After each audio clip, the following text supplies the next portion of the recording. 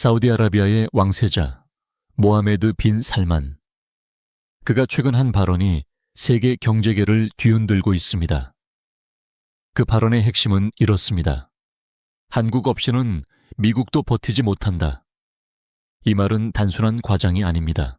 지금 이 순간 중동의 전쟁 불길 속에서 글로벌 공급망이 극한의 스트레스를 받고 있는 가운데 한 나라의 전략적 가치가 역사상 유례 없이 부각되고 있기 때문입니다. 그 나라는 바로 대한민국입니다. 오늘 우리는 사우디 왕세자의 이 충격 선언 뒤에 숨겨진 글로벌 공급망 전쟁의 진실을 파헤쳐 보려 합니다.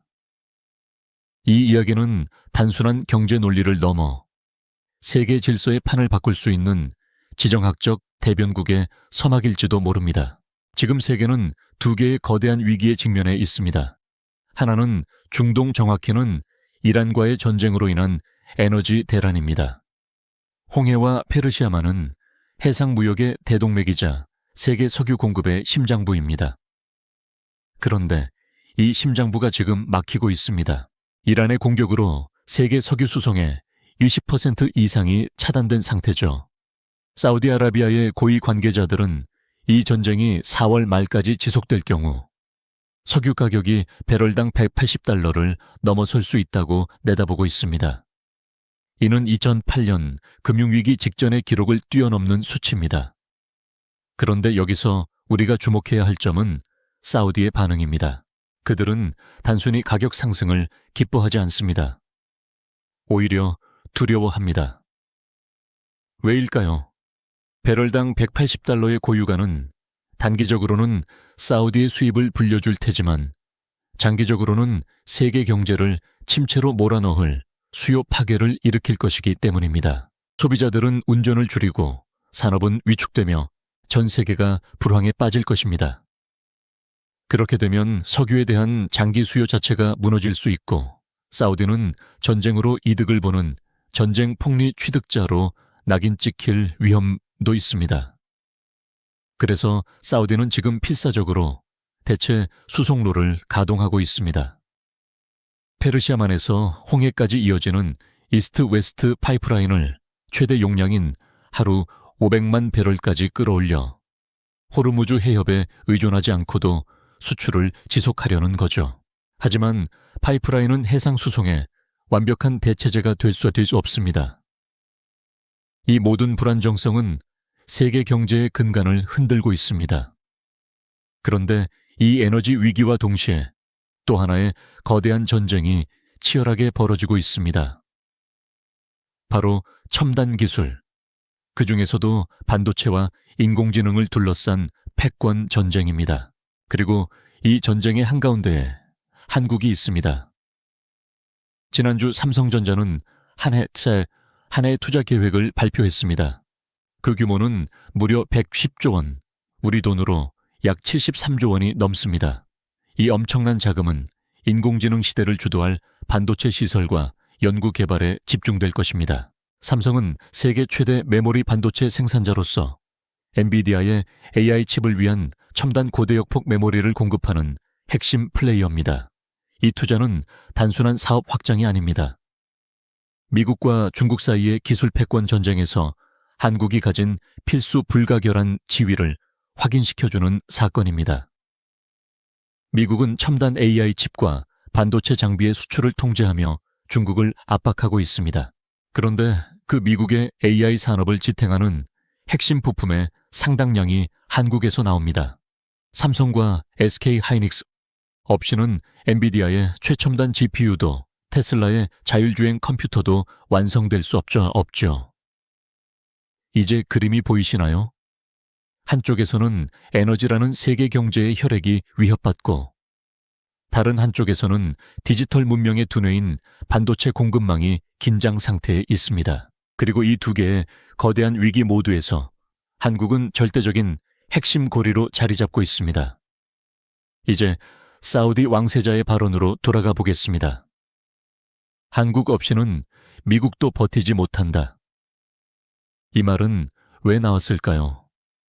단순한 한국에 대한 칭찬이 아니라 현재 진행 중인 사우디의 국가 전략 비전 2030과 깊이 연관되어 있습니다. 사우디아라비아는 오일 머니에만 의존하는 경제에서 벗어나 미래 산업으로 다각화하려는 거대한 프로젝트를 진행 중입니다. 그 핵심에 첨단 제조업과 기술이 있습니다. 그리고 사우디가 가장 적극적으로 손을 내밀고 있는 파트너가 바로 한국입니다. 반도체, 배터리, 로봇, 자동차 전자장치, 심지어 원자력 발전까지 사우디는 한국의 기술력과 산업 노하우를 절실히 필요로 합니다.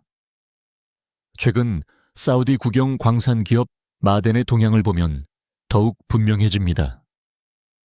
마덴은 사우디의 비전 2030 하에서 광업 부문을 선도하는 기업으로 알루미늄에서 인산염까지 다양한 자원을 다루지만 이제는 전기차 배터리에 필요한 핵심 광물 탐사와 개발에도 박차를 가하고 있습니다. 이 모든 것이 한국의 배터리 기업들과의 협력을 전제로 하는 것입니다. 사우디는 석유 이후 시대를 준비하며 한국을 최우선 전략적 동반자로 삼고 있는 것이죠.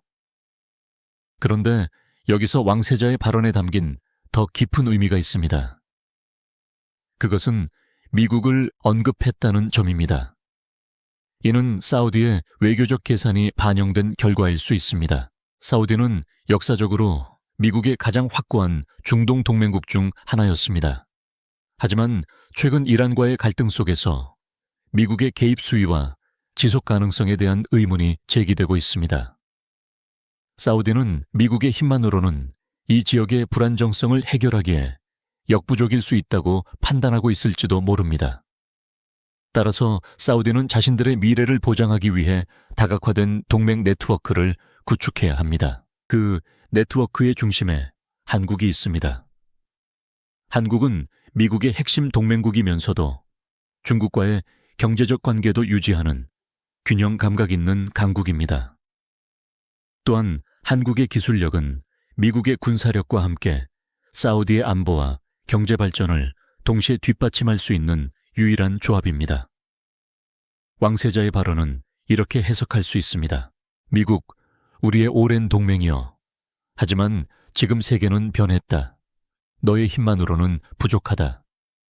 우리의 미래를 구축하는 데 있어 한국이라는 나라는 너에게도 내게도 없어서는 안 될 존재다. 이는 미국에 대한 경고이자 한국에 대한 러브콜이며 동시에 새로운 세계 질서에 대한 선언인 셈입니다. 이러한 맥락에서 지금 한국이 처한 위치는 엄청난 기회이자 동시에 막중한 책임과 위험을 동시에 안고 있습니다.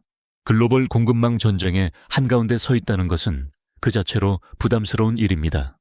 에너지 위기로 인해 알래스카의 액화 천연가스 프로젝트가 다시 주목받고 중동의 스포츠 허브 구상이 위기를 맞는 등 세계 경제의 판이 바뀌는 와중에 한국의 반도체 공장 한 곳이 멈추면 전 세계의 스마트폰, 자동차, 데이터 센터가 멈출 수 있습니다.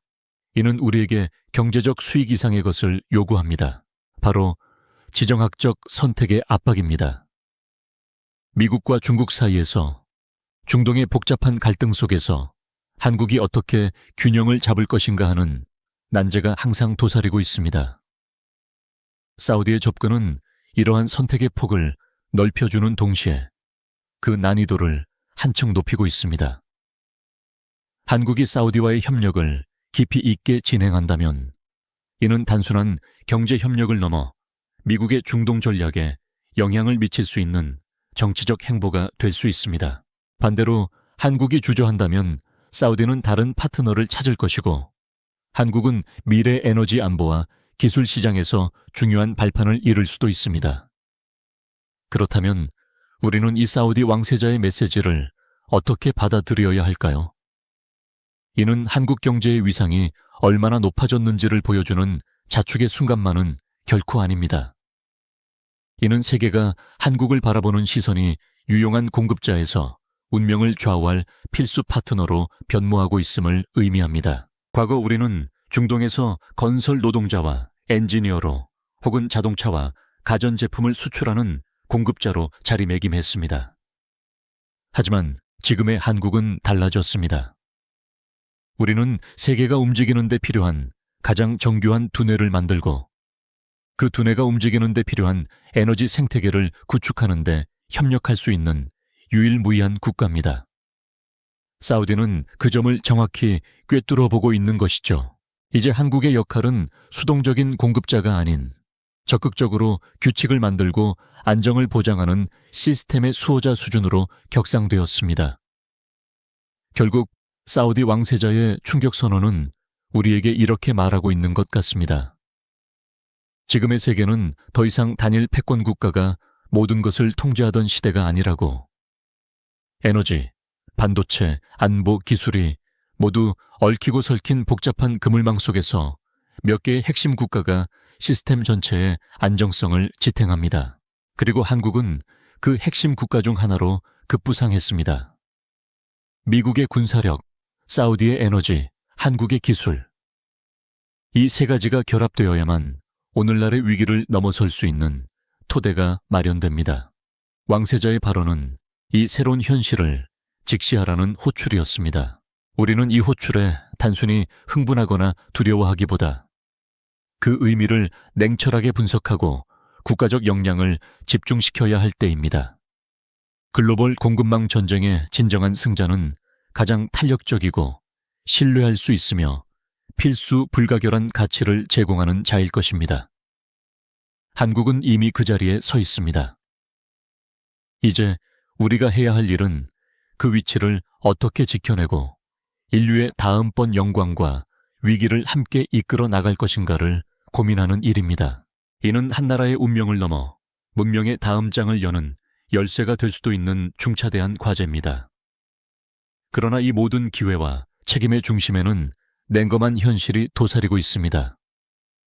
바로 공급망 전쟁이라는 이름에 보이지 않는 전장이 이미 펼쳐져 있다는 사실입니다. 사우디 왕세자의 발언은 단순한 호의나 협력 제안이 아니라 이 전쟁의 한가운데서 한국을 자신들의 진영으로 끌어들이려는 전략적 움직임으로 해석할 수도 있습니다.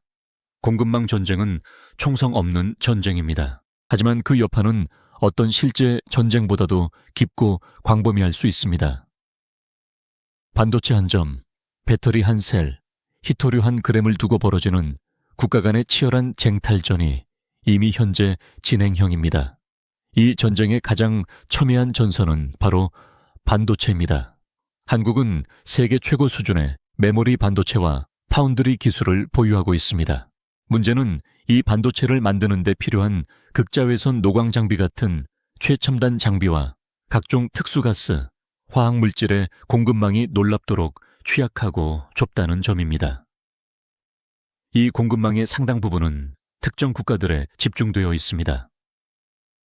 사우디가 한국의 반도체에 주목하는 이유도 여기에 있습니다.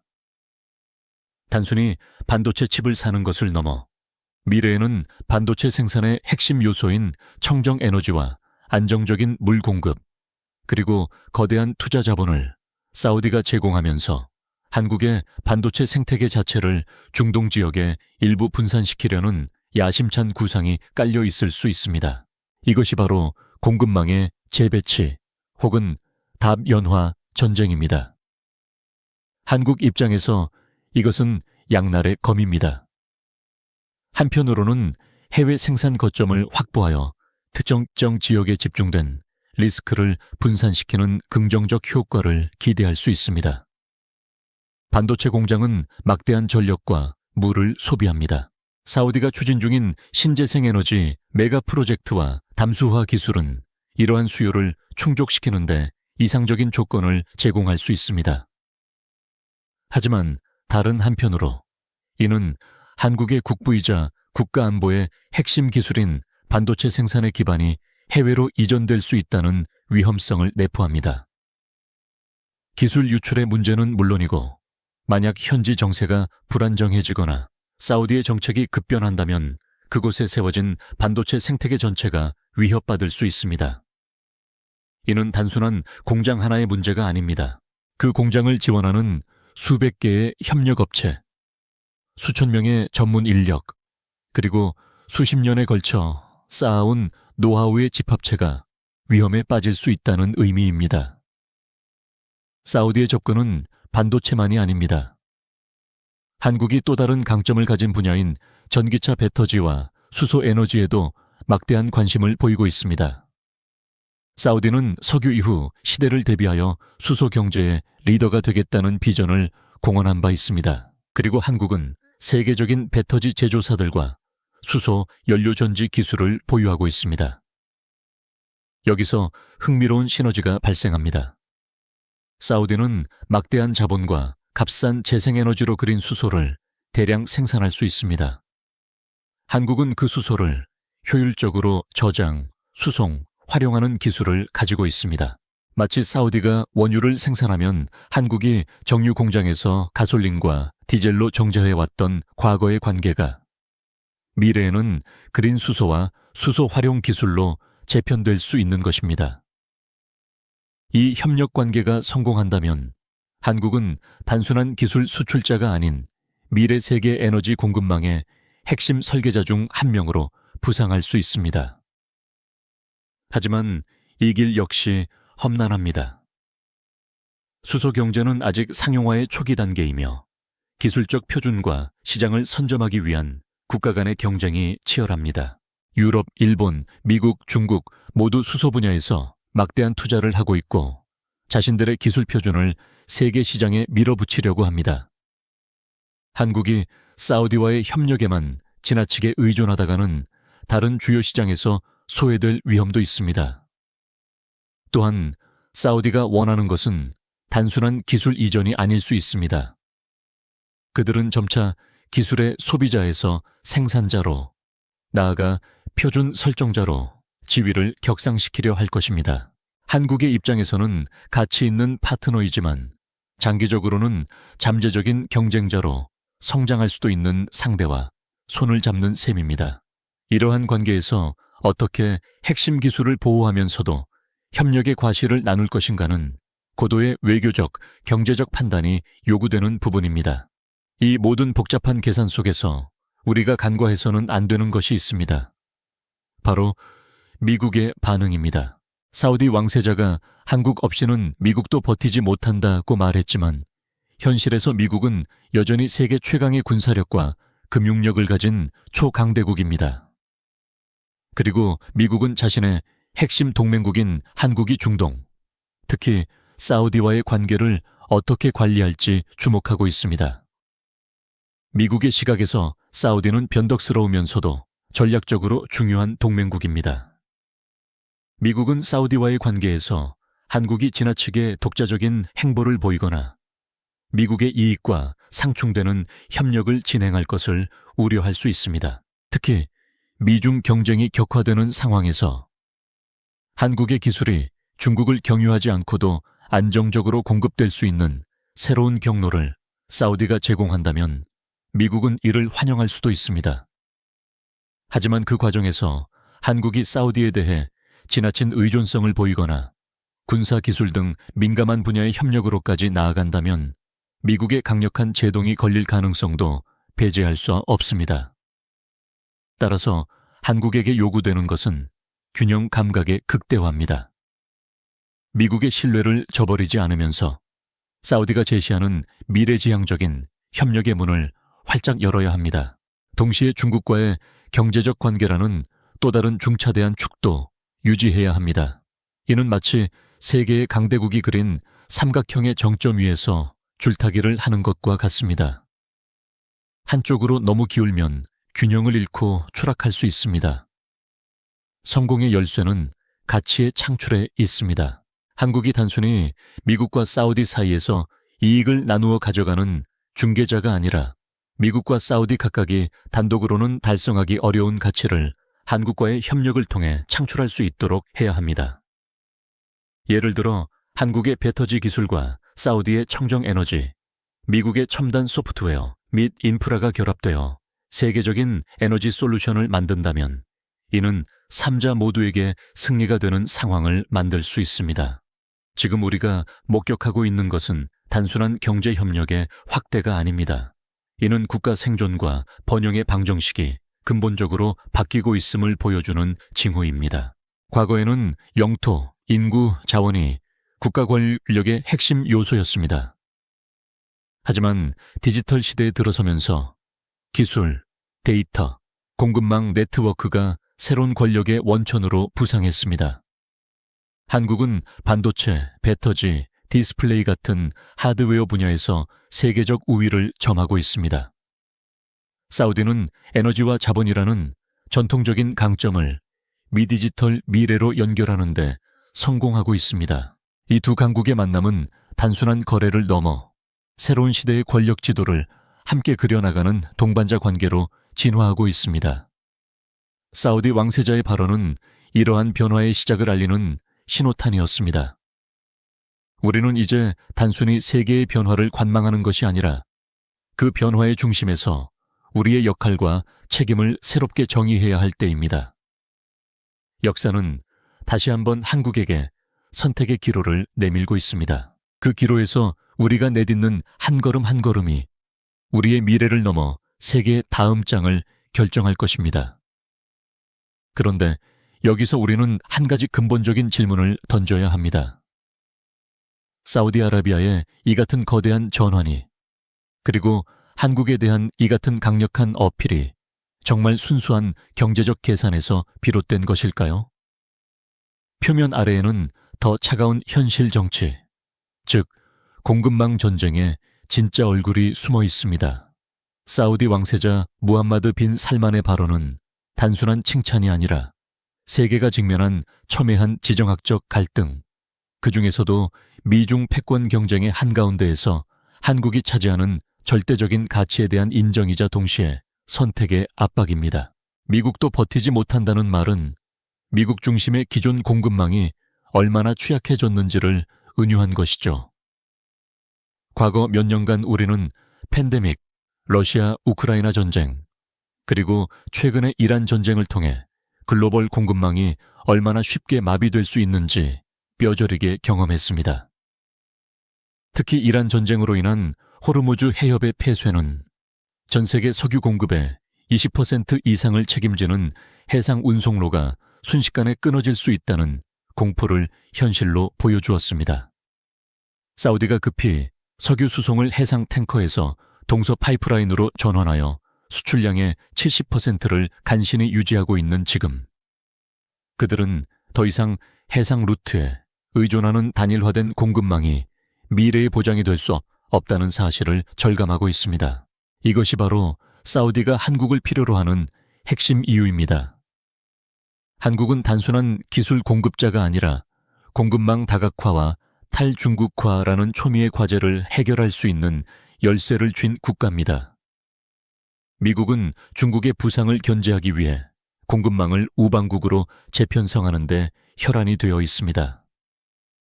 반도체, 배터리, 의약품 등 전략적 물자의 생산 기지를 중국 이외의 지역, 즉 미국 본토나 친미 국가들로 옮기려는 거대한 프로젝트가 진행 중이죠.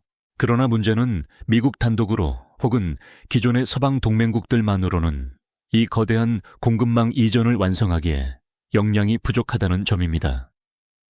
특히 첨단 제조업의 핵심인 정밀 공정 기술과 대량 생산 인프라에서 한국이 가진 역량은 대체 불가능합니다.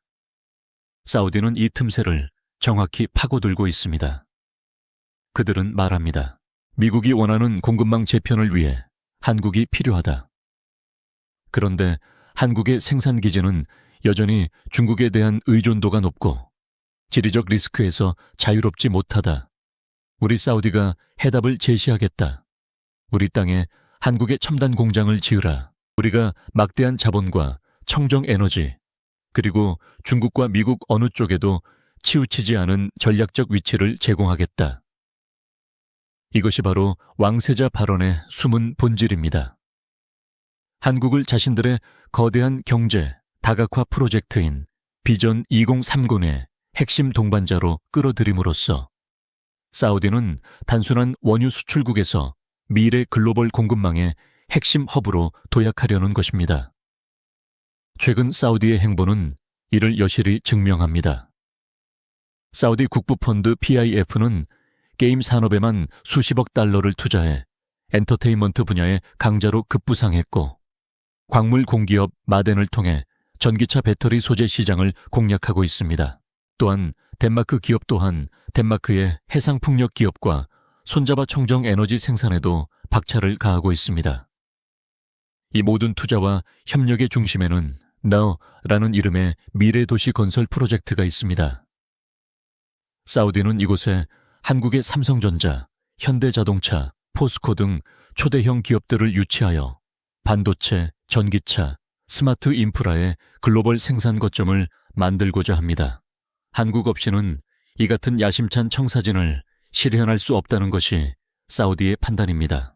그들이 바라보는 한국은 단순한 파트너가 아니라 그들이 꿈꾸는 탈석유 미래를 실제로 건설해 줄 핵심 기술의 구체적인 구현자입니다. 따라서 사우디 왕세자의 발언은 한국에 대한 호의나 우정의 표현을 넘어 글로벌 공급망 재편이라는 전쟁터에서 한국이 필수적인 전략적 자산이라는 사실에 대한 냉정한 선언입니다. 그리고 이 전쟁에는 미국과 중국이라는 두 거대한 플레이어가 이미 깊숙이 개입되어 있습니다. 미국은 한국의 첨단 기술과 제조 능력을 자신들의 공급망, 안전망 강화에 절실히 필요로 합니다. 반도체부터 배터리, 정밀 화학에 이르기까지 한국이 없으면 미국이 추진하는 친근한 국가들 간의 공급망인 프렌드 슈어링 정책은 허상에 불과할 수 있습니다. 그러나 미국의 입장은 복잡합니다. 한국이 사우디와 지나치게 가까워지는 것을 경계할 수밖에 없죠. 사우디는 역사적으로 미국의 중동 패권을 지탱해온 핵심 동맹이지만 동시에 중국과도 점점 더 깊은 경제적 유대를 쌓아가고 있습니다. 사우디가 중국에게 원유를 위안화로 결제하는 방안을 검토했다는 보도는 미국에게는 경종과 다름없었습니다. 따라서 미국은 한국이 사우디와의 협력을 통해 중국에 대한 의존도를 낮추는 것은 환영하지만 그 과정에서 사우디 중국 축이 너무 강해져서는 곤란한 딜레마에 빠져 있습니다. 반면 중국은 이 상황을 어떻게 바라보고 있을까요? 중국은 한국의 기술력과 사우디의 자본, 그리고 자신들의 거대한 시장과 인프라를 하나로 묶는 실크로드의 연장선에서 이 협력을 해석하려 할 것입니다. 하지만 한국 기업의 생산 기지가 사우디로 이전되는 것은 중국이 수십 년 동안 구축해온 세계의 공장 지위를 조금씩 잠식하는 일이기도 합니다. 중국은 표면적으로는 개방과 협력을 말하겠지만 내심으로는 한국과 사우디의 동맹이 미중 경쟁의 판도를 흔들 수 있는 변수로 발전할까봐 경계의 눈초리를 늦추지 않고 있을 것입니다. 이렇게 미중 사이에서 사우디는 절묘한 균형 외교를 펼치고 있습니다. 그리고 그들이 선택한 최적의 파트너가 바로 한국인 이유는 한국이 가진 독특한 지정학적 포지션 때문입니다. 한국은 미국의 안보 동맹국이면서도 중국의 최대 교역국 중 하나입니다. 군사적으로는 미국과 깊이 연결되어 있지만 경제적으로는 중국과도 때려야 뗄 수 없는 관계입니다. 이러한 한국의 이중적 위치는 오히려 사우디에게는 가장 안전한 협력 대상으로 비추어집니다. 한국을 통해 첨단 기술을 도입하면 그것이 지나치게 미국적이거나 중국적인 색채를 띠지 않을 것이라는 계산이죠. 한국의 기술은 상대적으로 중립적이면서도 세계 최정상급입니다. 이것이 바로 사우디가 한국을 미국도 버티지 못하게 하는 필수 요소로 지목한 또 다른 층위의 진실입니다. 그러나 이 모든 협력과 낙관론의 이면에는 차가운 위험 요소들이 도사리고 있습니다. 첫째는 사우디 내부의 불확실성입니다. 무함마드 빈 살만 왕세자의 개혁은 강력하지만 절대적인 권력에 기반을 두고 있습니다. 그의 권력이 안정적인 동안은 프로젝트가 순조롭게 진행될 수 있지만 사우디 왕실 내부의 역학관계나 국제 유가의 변동성이 그의 구상을 뒤흔들 수 있다는 점을 간과해서는 안 됩니다. 둘째는 기술 이전의 함정입니다. 사우디의 궁극적인 목표는 단순히 한국 공장을 세우는 것이 아니라 그 기술을 현지화하여 자신들의 산업 역량을 키우는 데 있습니다. 장기적으로 보면 이는 한국의 기술적 우위를 잠식할 수도 있는 양날의 검입니다. 셋째는 인권 문제로 인한 국제사회의 압력입니다. 사우디의 인권 기록은 여전히 국제사회의 지속적인 비판 대상입니다. 한국 기업들이 일하는 사실에 대한 냉정한 선언입니다. 사우디의 인권 기록은 여전히 국제사회의 지속적인 비판 대상입니다. 한국 기업들이 현지에서 대규모 프로젝트를 진행할 때 노동 환경이나 표현의 자유 같은 문제로 인해 국제적인 비난과 소비자 운동의 대상이 될 가능성은 언제나 상존합니다. 이는 기업의 이미지와 브랜드 가치에 직접적인 타격을 줄 수 있는 리스크입니다. 하지만 가장 즉각적이고 무시무시한 위험은 우리가 지금 이 순간에도 목격하고 있는 중동의 불안정한 정세입니다. 사우디 왕세자가 한국을 극찬한 바로 그 시점, 세계는 또 다른 차원의 공급망 충격에 직면해 있습니다. 바로 이란과의 전쟁 위기입니다. 여러분, 지금 세계 석유 시장은 극도의 혼란에 빠져 있습니다. 이란의 해상 봉쇄 조치와 호르무즈 해협의 사실상 폐쇄로 인해 글로벌 원유 공급에 대동맥이 꽉 막혀버린 상태죠. 이로 인해 원유 가격은 이미 배럴당 120달러를 넘보고 있습니다. 그리고 사우디 내부의 분석에 따르면 만약 이 전쟁이 4월까지 지속된다면 원유 가격은 배럴당 180달러라는 경이로운, 아니 경악할 만한 수준까지 치솟을 수 있다고 전망하고 있습니다. 180달러입니다. 이 숫자가 의미하는 바를 곱씹어 보십시오. 2008년 금융위기 당시 기록한 역사적 최고가 146달러를 가볍게 뛰어넘는 인류 역사상 전례 없는 수준입니다. 이렇게 되면 세계 경제에 어떤 일이 벌어질까요? 단순히 주유소 휘발유 값이 오른다는 문제를 넘어 전 세계적인 초인플레이션과 경제 대공황의 그림자가 드리우게 됩니다. 모든 물류 비용이 폭등하고 화학 원료 가격이 치솟으며 결국 우리가 사는 모든 것, 먹는 모든 것의 가격이 기하급수적으로 뛰어오를 것입니다. 사우디 관계자들 스스로도 이런 고유가 시나리오를 결코 원하지 않는다고 말합니다. 왜냐하면 80달러의 유가는 결국 수요를 완전히 붕괴시키고 세계 경제를 침체의 구렁텅이로 몰아넣어 결국 오일머니의 원천인 그들 자신에게도 되돌아올 화살이기 때문입니다. 그런데 바로 이 절체절명의 위기 속에서 사우디와 한국의 협력이 갖는 의미가 또 다른 빛을 발합니다. 사우디는 이 위기를 극복하기 위해 과거부터 준비해온 비상카드를 꺼내들었습니다. 바로 이스트-웨스트 파이프라인입니다. 페르시아만의 원유 생산 시설에서부터 홍해의 연안 항구까지 사우디를 가로지르는 이 거대한 송유관은 호르무즈 해협에 의존하지 않고 원유를 수출할 수 있는 생명줄입니다. 평소에는 하루 약 280만 배럴을 수송했지만 현재 위기 상황에서 그 용량을 거의 2배 가까이 끌어올려 사우디 수출량의 약 70%를 이 파이프라인을 통해 유지하고 있습니다. 홍해의 항구들은 지금 역사적인 교통량으로 북적이고 있습니다. 이것은 단순한 대체 수송 수단이 아닙니다. 이것은 사우디가 가진 최고의 전략적 자산이자 세계 경제를 붕괴 직전에서 막아내는 방파제 역할을 하고 있는 것입니다. 그리고 여기서 우리는 한국과의 연결고리를 다시 발견하게 됩니다. 한국은 세계 최고 수준의 조선 및 해양 플랜트 기술을 보유한 국가입니다. 사우디가 이 같은 에너지 인프라의 확장과 유지 보수, 그리고 미래의 청정 에너지 시설 구축을 위해 진행하기 위해서는 한국의 기술 협력이 필수적입니다. 사우디의 비상 파이프라인은 오늘날의 위기를 넘어 미래의 모든 공급망 충격에 대비한 인프라의 중요성을 보여주는 상징입니다. 그리고 그 인프라를 설계하고 건설하고 고도화할 수 있는 능력을 가진 핵심 파트너로서 한국을 바라보는 시선은 더욱 확고해질 수밖에 없습니다.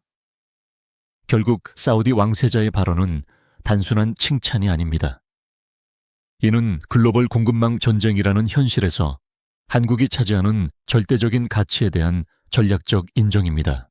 미국도 중국도 사우디도 모두 한국의 기술력과 제조 능력 없이는 자신들이 꿈꾸는 미래 경제의 청사진을 완성할 수 없다는 냉정한 인식을 공유하고 있습니다.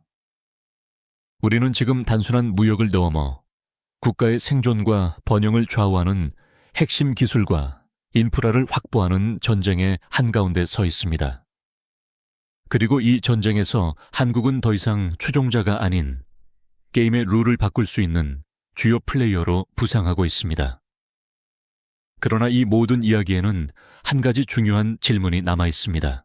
만약 사우디의 왕세자가 한국을 이렇게 높이 평가한다면 왜 그들은 여전히 미국과의 오랜 동맹 관계를 유지하며 때로는 한국보다 미국에 더 많은 무기와 기술을 구매하는 걸까요? 이 질문의 답은 공급망 전쟁의 본질을 꿰뚫어 봅니다. 사우디의 전략은 단순히 한국 대 미국의 이분법이 아닙니다. 그들의 목표는 최대한 다양한 공급원을 확보하여 어떤 한 국가에 지나치게 의존하지 않는 전략적 자율성을 확보하는 것입니다. 미국의 F-35 전투기는 여전히 최고의 공중 전력으로 간주됩니다. 하지만 그들도 잘 알고 있습니다. 미국 의회의 압력이나 정치적 변수에 따라 언제든지 무기 공급이 중단될 수 있다는 사실을요. 바로 그때를 대비한 보험 증서가 한국의 KF-21이고 천궁 II 미사일 체계인 것입니다. 이것이 바로 현대 공급망 전쟁의 진정한 모습입니다. 더 이상 누가 가장 강한가의 싸움이 아니라 누구에게도 완전히 잡히지 않는가의 싸움입니다. 사우디는 미국의 첨단 기술과 한국의 실용적이고 안정적인 공급망, 그리고 중국의 거대한 시장과 인프라 투자를 모두 전략적 포트폴리오에 포함시키려 합니다. 한국은 이 포트폴리오에서 매우 특별한 위치를 차지하고 있습니다. 미국만큼 정치적 부담이 크지 않으면서 중국만큼 지배적이지도 않은 신뢰할 수 있는 기술 제공자이자 건설 파트너라는 점입니다. 왕세자의 발언은 이런 한국의 독보적 가치를 꿰뚫어 본 것입니다. 그리고 이 협력의 다음 장은 이미 펼쳐지고 있습니다. 바로 넘시티입니다. 여러분은 넘을 단지 사막 한가운데 지어지는 유리도시로 생각할지 모릅니다. 하지만 2026년 현재 넘은 그 이상의 의미로 진화하고 있습니다. 초기 계획되었던 초고층 주거 단지 더 라인의 구상은 현실적인 재정과 수익성 문제로 인해 크게 수정되었습니다. 대신 사우디가 지금 집중하는 것은 글로벌 AI 데이터 센터 허브로의 변신입니다. 전 세계 데이터 흐름의 새로운 심장이 되겠다는 야심입니다. 여기서 한국 기업들의 역할은 더욱 중요해집니다. 삼성물산과 현대건설은 이미 더 라인의 지하터널과 기반 시설 공사를 수주하여 착실히 진행 중입니다. 하지만 미래에 넘은 단순한 건설 이상을 요구합니다. 사막의 뜨거운 모래 위에 초고성능 AI 서버를 안정적으로 가동시키기 위해서는 혁신적인 냉각 기술이 필요합니다. 홍해의 해수를 활용한 순행식 시스템, 액침 냉각 기술 등은 한국이 강점을 가질 수 있는 분야입니다. 또한 네이버가 구축하고 있는 넘 전체의 디지털 트윈 플랫폼은 이 물리적 도시를 운영하는 소프트웨어 두뇌와 같습니다. 현대자동차 그룹의 자율주행과 UAM 기술은 이 도시의 혈관을 이루는 이동수단이 될 것입니다. 넘은 단일 프로젝트가 아닙니다. 이것은 한국의 건설, IT, 반도체, 자동차, 에너지 기술이 총집결되어 하나의 생태계를 증명해야 하는 최대의 실험장입니다. 성공한다면 한국은 단순히 무기를 파는 국가가 아니라 미래 문명의 도시 전체를 설계하고 건설하는 시스템 공급자로 세계에 각인될 것입니다. 이는 사우디 왕세자가 말한 한국 없이는 미국도 버티지 못한다는 선언의 구체적인 실체이자 우리가 맞닥뜨린 공급망 전쟁에서 승리하기 위한 한국이 가야 할 길입니다.